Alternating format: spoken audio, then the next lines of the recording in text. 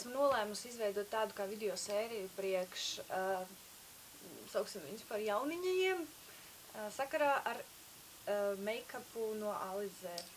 Un šodien video būs veltīts sejai, tātad pamatam, sākot ar tonālo krēmu, pumpiņu, reitiņu un zemacu zilumu maskēšanu, beidzot ar pūderi un vispārējo, kas piederās šai lietai.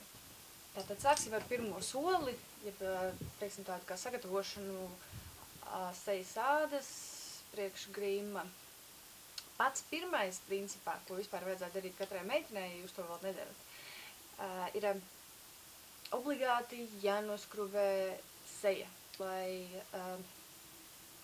notīrītu, noņemtu no sejas veco atmirušo ādu, kas parasti rada zem tonālā krēma, ja nav noņemta šī vecās ādas kārtiņa, rada tādu kā sausuma efektu un pleķus, un līdz ar to tonālais krēms jums neizskatīsies pārāk labi. Esam visu noskrubējušas, un tagad esam gatavas sejas grimam. Pats pirmais, ko mums ir obligāti jāizdara, ir jāuzliek pirms tonālā krēma bāzīte. Priekš neprofesionālas parastas meitenes ir tātad jebkurš mitrinošs sejas krēms. Pilnīgi nav svarīgi, vai tas ir pa 2 latiņi, vai tas ir pa 22 latiņi. Galvenais, lai šis krēms jums ikdienā darbojās, lai šis krēms dar tieši jums. Un, ja viņš jūs apmierina ikdienas lietošanā kā krēms, tad viņš arī būs ideāls tonālā bāzē. Bet, obligāti ir jāņem mitrinoši, nevis barojoši, bet mitrinoši. Tātad tas ir viens variants. Vēl veikalos pārdodās arī speciālās bāzītes, kas ir tieši bāzes, ja pamats zem tonālā krēma. Viņas ir dažādu veidu. Ikdienā šādas bāzītes lietot nav ieteicams, jo viņas ir diezgan smagas, un tad poras tiek ļoti smagi noslēgtas, un tas nekas labs nebūs priekš jūsu ādas. Tā kā ikdienā izmantojam parastu mitrinošu krēmiņu. Tātad uzklājam šo krēmu uz sejas. Es jau viņu esmu uzklājusi, man viņš jau ir iesūcies. Un tad nākamais solis ir tonālais krēms. Citi liek visus konsīlers un visus maskējošos līdzeklīšus pirms tonālā krēma. Es lieku vispirms tonālo krēmu, jo tad, uzklājot tonālo krēmu, jau atkrīt ļoti daudzas vietiņas, ko vajadzētu maskēt, līdz ar to jums mazāk vajadzēs ņemties ar konsīlerīšiem. Tad vēl pirms uzklāšanas parunāsim nedaudz par otiņām. Ar kādām otiņām mēs varam klāt to tonālo krēmu? Visvieglākais variants, ja jums to otiņu nav, protams, ir klāt tonālo krēmu ar pirkstiem.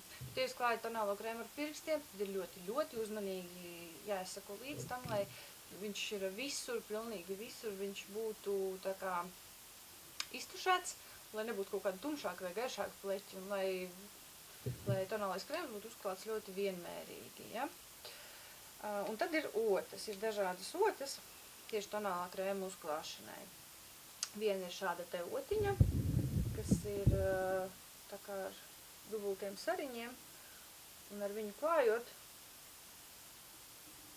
ļoti labi var iztušēt to tonālo krēmu. Šī ir mana favorīta otiņa. Tad vēl ir šāda tipa otiņa, kas ir standarta tonālā krēma otiņa. Ar šādu otiņu jūs varat daudz precīzāk un smalkāk uzklāt tonālo krēmu, bet vienīgais ar šādu tonālo krēmu jums aizņems daudz vairāk laika. Un tad ir visādi dažādi sponžiņi, man ir šāds, ir vēl visādi apaļi un trīsstūraini un visādi citādi veida sponžiņi, jeb sūklīši vai kā viņus pareizāk nosaukt.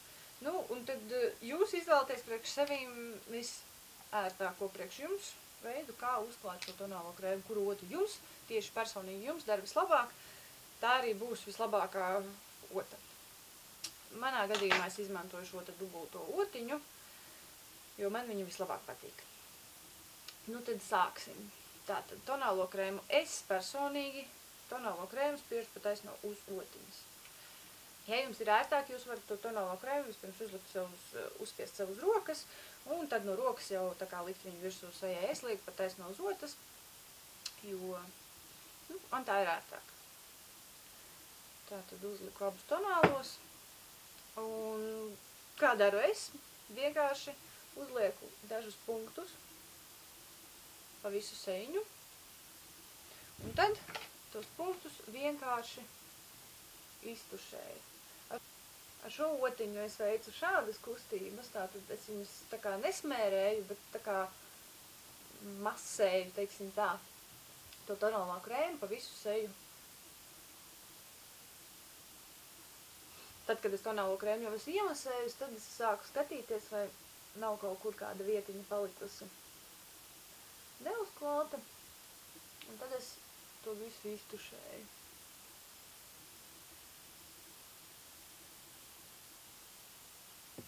Tātad tonālais krēms mums tagad ir uzklāts, un tagad mēs skatāmies, vai mums ir palikušas kaut kādas pumpiņas, rētiņas vai tumšie loki, ko mēs vēl tā kā papildus gribētu nomaskēt.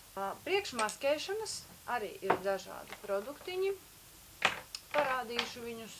Atkal jau varat izmantot jebkuru no viņiem, jebkurš no viņiem ir labs. Viņš ir labs tad, ja viņš darbojās tieši jums. Tātad, ja tur Ilze vai Liena saka, ka šāda veida konsīlers ir slikts, neticiet viņai, pamēģiniet, un tad jūs pati pārliecināsieties, vai viņš ir labs vai slikts, jo katram tas darbojās savādāk, un katram ir savas priekšrocības, kas viņam labāk patīk. Tātad ir šāda tipa, tā kā krēmveida konsīlerīši. Šāds konsīlerīts skaitās tāds kā smagāks konsīlerīts, viņš ir paredzēts vairāk pumpiņu un visu kaut kādu rētiņu un tam līdzīgi maskēšanai. Ikdienas lietošanai viņš varbūt arī nebūs tik labs, jo viņš ir tāds diezgan biezs un sejas varbūt, ja jūs neesat pieraduši pārāk arī pie kosmētikas, jūs viņu jutīsiet un nebūs pārāk omulīgi. Tātad ikdienas lietošanai jūs varat izmantot šāda veida konsīlerīšus. Ir šāds te izspiežamais konsīlerīts, ko jūs uzspiežat sev uz pirksta un tad tā kā uzklājat, kur jums ir nepieciešams. Ir šāda veida konsīlerīši, kas ir ar tādiem uzgalīšiem, ar kur jūs arī varat nomaskēt lociņus vai pumpiņas.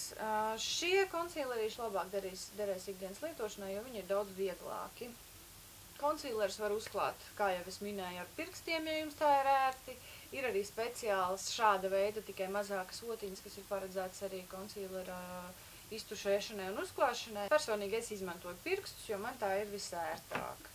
Tad skatāmies spogulī, kas mums vēl nepatīk pēc tonālā krēma uzklāšanas un nomaskējam.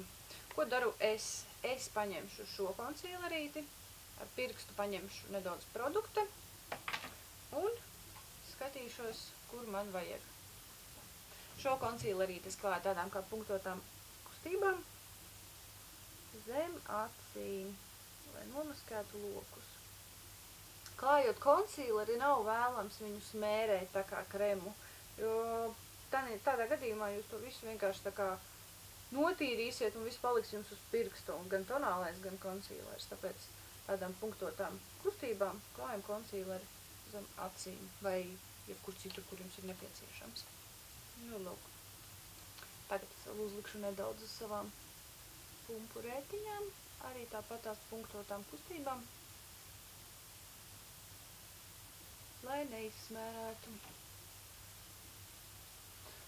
Ja jūs pēc tonālā uzklāšanas vēl plānojat klāt acu ēnas, tad ir ļoti vēlams arī šo konsīlerīti uzklāt uz plakstiņiem, un vēlāk nopūderējot tos plakstiņus un vispārējo seju, tā būs lieliska bāze ēnām. Tad jums ēnas pirmkārt būs spilgtākas un otrkārt turēsies arī daudz ilgāk. Un būs ļoti viegli viņas iztušēt. Ķeramies klāt pūderim.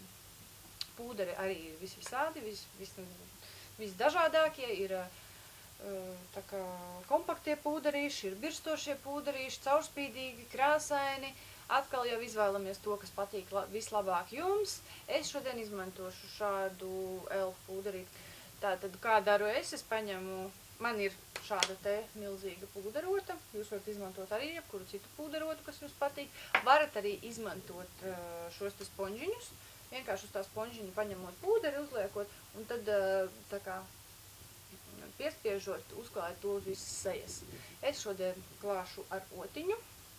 Tātad es paņemu pūderu uz otiņas, un pirmais, ko mēs pūderēsim, ir tās vietiņas, kur mēs uzklājam konsīleri. Tātad mēs vēlreiz spogulī pārbaudam, vai nav kaut kur kaut kas jau savēlies, kamēr mēs te runājam. Un tad uzklājam vispirms uz tām vietām, kur bija konsīleris. Man tās bija acis un tad vēl tās dažas mazās pumpiņas. Tātad arī atkal neko nesmērējam, neko neberžam, bet vienkārši tā kā punktoti uzklājam to pūderīti. Tātad, kad uzklājāt uz tām vietiņām, kur bija konsīlers, tad vienkārši tā kā iztušējam un uzklājam pa visu atlikušo seju to pūderi. Ko dara pūderis? Pūderis palīdzēs tonālajam kremam noturēties, tonālajam kremam un konsīlerim noturēties uz sejas visu dienu. Un vienlaicīgi arī matēs seju un viņa neizskatīsies tik spīdīga.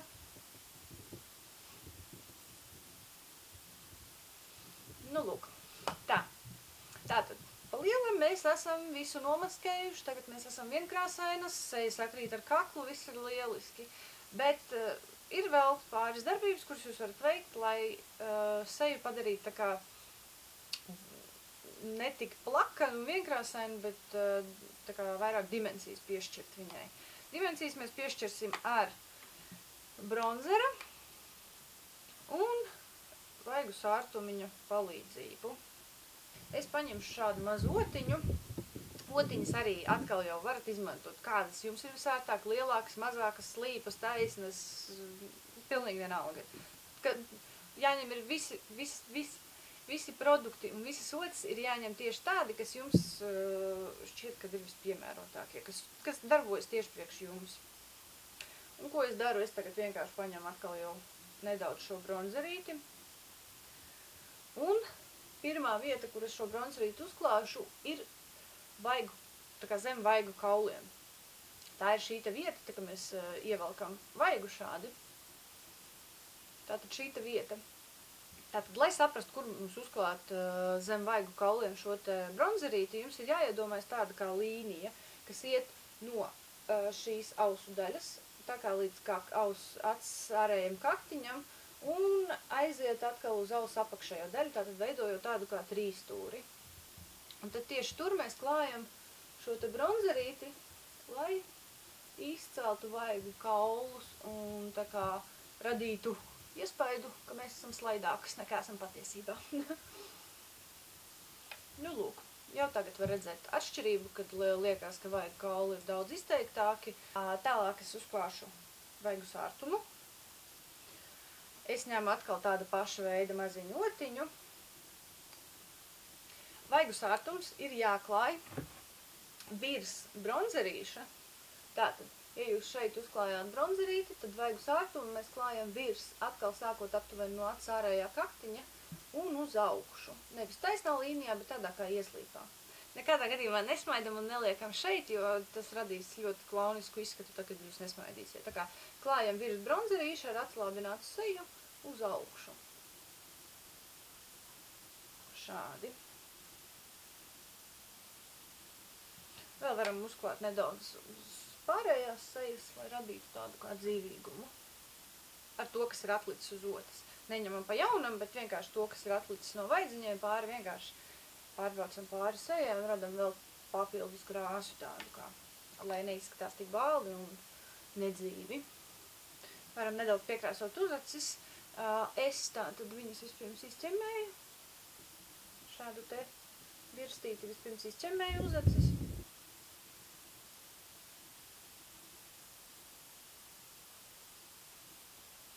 Un tad ar zīmolīti, man ir brūns, tumši brūns zīmolītis, vienkārši tādām ļoti vieglām, es nespiežu tā, kad, teiksim, tā, ka man pilnīgi āda ieliecās, bet ļoti, ļoti vieglām tādām kā spalvu kustībiņām mēs iekrāsojam uz acis tādīs vietiņās, kur viņas mums nav pārāk daudz un kur redzās cauri āda.